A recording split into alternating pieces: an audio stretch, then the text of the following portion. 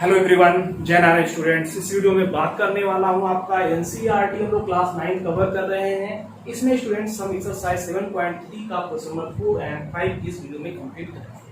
इसके पहले वीडियोस में इसी सीक्वेंस में आपको क्वेश्चंस प्रोवाइड कर दिए गए हैं, पार्ट वाइज बने हुए हैं। क्लास 9 की प्लेलिस्ट बनी हुई है, आप प्लेलिस्ट में जाके सर्च कर सकते हैं, सारे वीडियो आपको 1 बाय 1 मिल जाएंगे। ओके, चलिए हम क्वेश्चन नंबर 4 की बात करते हैं। स्टूडेंट्स क्वेश्चन नंबर 4 क्या कह रहा है? क्वेश्चन नंबर 4 कह रहा है कि BE and CF are two equal altitudes, यानी BE और CF जो है ये तो आपका किसी ट्रायंगल ABC में दो इक्वल एल्टीट्यूड्स है, मतलब BE इक्वल्स टू CF, ये आपको दिया हुआ है क्वेश्चन में। ओके, फिर आप काम क्या करना है? यूजिंग RHS का यूज करके कॉन्ग्रुएंसी रूल जो होता है, जैसे मैं बताया कॉन्ग्रुएंसी रूल 4 होते हैं आपके कॉन्ग्रुएंस किसी दो ट्रायंगल को कॉन्ग्रुएंस प्रूव करने के लिए। एक तो आपका यस एक हमने बताया, एक आपसे बताया एंगल साइड एंगल, और एक बताया साइड एंगल साइड, एंड जो फोर्थ है वो है बाई RHS।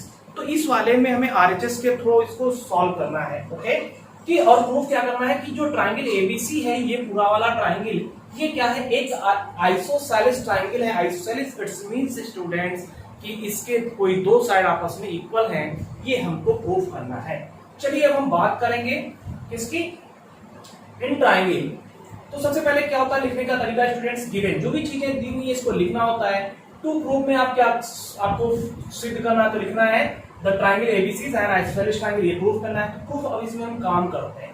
ओके, तो इसमें हम काम करेंगे स्टूडेंट्स, तो इसमें हम कहेंगे इन ट्रायंगल, आप बात कर लीजिए BEC, in triangle BEC and triangle आपका आप BEC and CFB and triangle CFB। तो इन दोनों ट्रायंगल में डियर स्टूडेंट्स आप क्या देख रहे हैं? इसमें आप देख रहे हैं कि BE equals to CF, BE equals to CF। क्यों? क्योंकि ये क्या है? गिवन है कि इसके जो एल्टीट्यूड्स हैं वो इक्वल है, इस वजह से आप इसको यहां कह पाएंगे। ओके, फिर आप बात करेंगे angle BEC equals to angle CFB। क्यों? ईच 90 डिग्री, क्योंकि क्या है? एल्टीट्यूड्स होते हैं और एल्टीट्यूड्स आपके 90 डिग्री होते हैं, फॉर्म करते हैं। तो ये दोनों एंगल क्या हो गए स्टूडेंट्स? आपके राइट यानी कि हो गए। और तीसरी बात स्टूडेंट्स क्या है कि BC equals to BC side BC equals to BC के क्यों कि इस वाले ट्रायंगल यानी BEC का भी ये हाइपोटेनस है एंड CFB का भी ये हाइपोटेनस है, तो ये क्या है? कॉमन है स्टूडेंट्स, तो इसको आप कह देंगे कॉमन।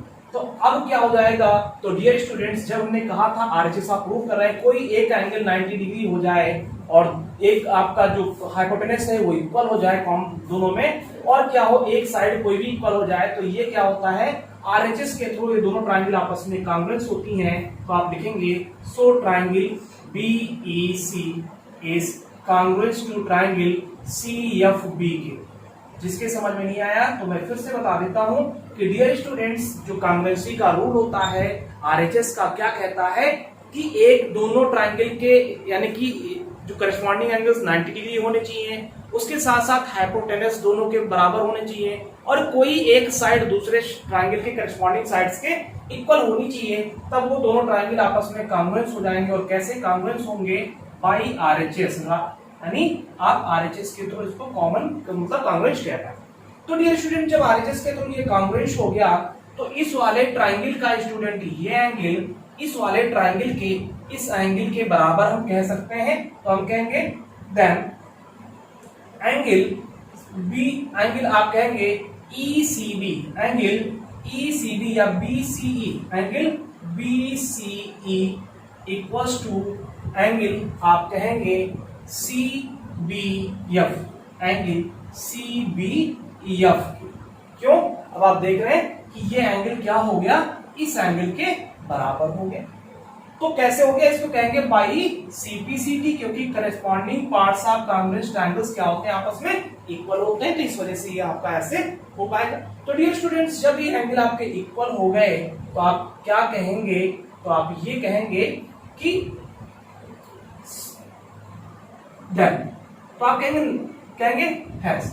इसलिए आपका क्या हो जाएगा? आपका AB इक्वल्स टू AC के हो जाएगा, AB इक्वल्स टू अब कहेंगे सर ये तो एंगल इक्वल आ रहा था, फिर ए बी इक्वल टू ए सी आपने कैसे बता दिया? तो बिल्कुल समझिए, हमने कहा था जब किसी ट्रायंगल के कोई दो एंगल इक्वल हो जाएंगे तो इस एंगल के अपोजिट आपका ये साइड और इस एंगल के अपोजिट आपका ये साइड भी आपस में इक्वल होते हैं।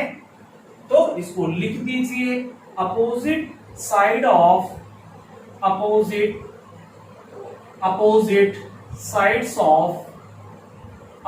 Sides of equal angles are equal. ये इक्वल होते हैं क्योंकि आपने थ्योरम पढ़ रखा है आइसोसेलेस ट्रायंगल का, वहां पे ये होता है देयरफॉर जब दो साइड बराबर हो गए स्टूडेंट्स तो आप कहेंगे therefore triangle A B C will be an isosceles triangle. तो इस तरह से स्टूडेंट्स ये आपका प्रूफ हो गया कि एबीसी जो है वो एक आइसोसेलेस ट्रायंगल होगा। ओके, बहुत इजी, आप भी कर पाएंगे ऐसे। चलिए हम बात करते हैं स्टूडेंट्स क्वेश्चन नंबर 5 की। क्वेश्चन नंबर 5 क्या कह रहा है, वो भी बहुत इजी है। चलिए तो स्टूडेंट्स क्वेश्चन नंबर 5 आपका ऐसे है कि ABC is an isosceles triangle. ABC क्या है आपका? एक आइसोसेलेस ट्रायंगल। आइसोसेलेस का मतलब बता ही चुके हैं कि उसके कोई दो साइड बराबर हो। Okay, with AB equals to AC किसमें बताया गया? जो AB है वो AC के बराबर है। ड्रा AT ड्रा करना है किसपे? BC पे। कैसा? परपेंडिकुलर का साइन है AT perpendicular to BC draw करना है, फिर सो दैट हमें दिखाना है कि angle B equals to angle C के होगा। आप भी बहुत इजी है, आप भी करके इसको दिखा लेंगे। मतलब इस एंगल को स्टूडेंट्स इसके इक्वल बताना है, आप बता लेंगे। ओके, चलिए तो वही सारी चीजें फिर से गिवन लिखिएगा, टू प्रूफ लिखिएगा। ओके, टू प्रूफ लिखिएगा। फिर अब इसमें कंस्ट्रक्शन करना है कि एटी परपेंडिकुलर टू ये, तो कंस्ट्रक्शन लिख दीजिएगा। ओके, कि ये क्या करना है? Draw AT perpendicular to BC. उसके बाद आप प्रूफ कर दीजिएगा। ठीक, इसमें क्या करेंगे? In triangle ATB and triangle इसमें ATC। तो इन दोनों ट्रायंगल में स्टूडेंट्स क्या देख रहे हैं?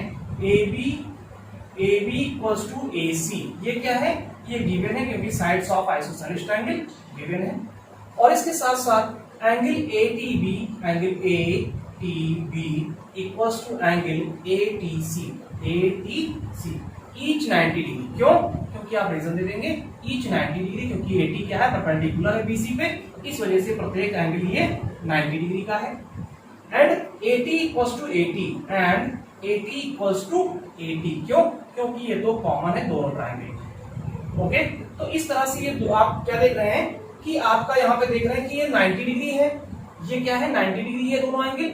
और उसके साथ साथ आप देख रहे हैं इस ट्रायंगल का हाइपोटेनस हो जाएगा, इस ट्रायंगल का हाइपोटेनस इक्वल्स टू हाइपोटेनस के, और ये वाली साइड जो है ये दोनों में कॉमन।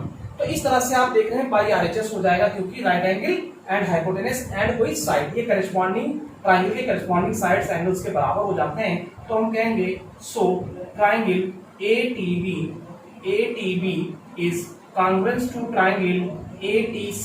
मतलब ये दोनों ट्रायंगल क्या हो गए? कांग्रुएंट हो गए। कैसे लिखेंगे? By RHS। कैसे स्टूडेंट्स? बाई RHS हो जाएगा। ठीक, तो जब ये इक्वल हो गए तो देन तो आप कहेंगे angle B equals to angle C। मतलब ये वाला एंगल जो है ये C एंगल के इक्वल हो जाएगा। क्यों? क्योंकि CPCT से, मतलब corresponding parts of congruent triangle से ये हो जाएगा। और स्टूडेंट्स हमें यही प्रूफ करना था, तो हेंस प्रूफ अब ये आपका प्रूफ हो गया कि आप यहाँ पे कह सकते हैं। ओके, बहुत ही आसान काम भी कर पाएंगे। तो आई होप ये सारे आपको क्वेश्चन समझ में आ रहे होंगे। चलिए नेक्स्ट इसके जो नेक्स्ट एक्सरसाइज है नेक्स्ट वीडियो में आपके साथ लेकर हाजिर हूंगा मैं।